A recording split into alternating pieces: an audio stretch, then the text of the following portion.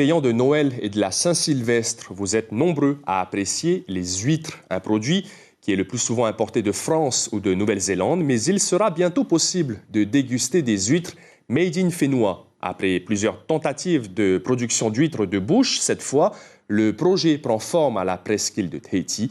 Sibelle Plichard et Heidi Enko s'y sont rendus. Des huîtres de Tahiti servies sur un lit de glace. Cette fois, le développement d'une filière ostréicole polynésienne semble à portée de main. Dans cette nurserie, 300 000 spécimens doivent atteindre leurs 4 cm réglementaires avant de retrouver le milieu naturel et atteindre leur taille adulte.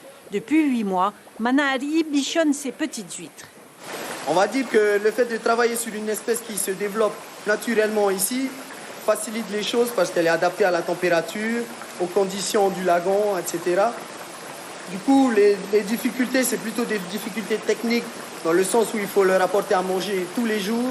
Et en l'occurrence, 8000 litres de microalgues sont produites chaque jour pour nourrir l'animal. La Sacostria cuculata et la Sacostria echinata sont les deux espèces locales étudiées par les scientifiques de l'Ifremer.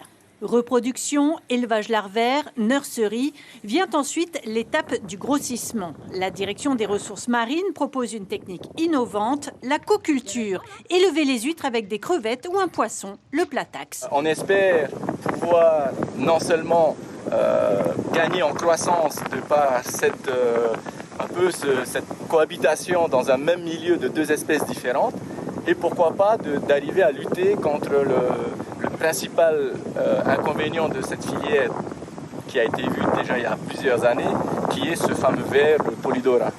Le ver Polydora, un parasite qui a découragé les premières tentatives d'élevage à Tahiti.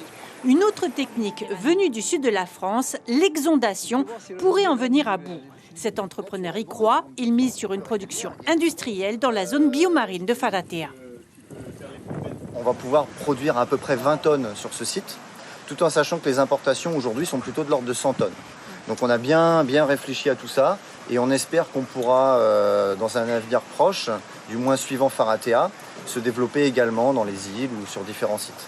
Maîtriser des protocoles zootechniques dans le but de lancer une activité économique, toute l'ambition de l'Ifremer et de la DRM pour une première production commerciale fin 2025.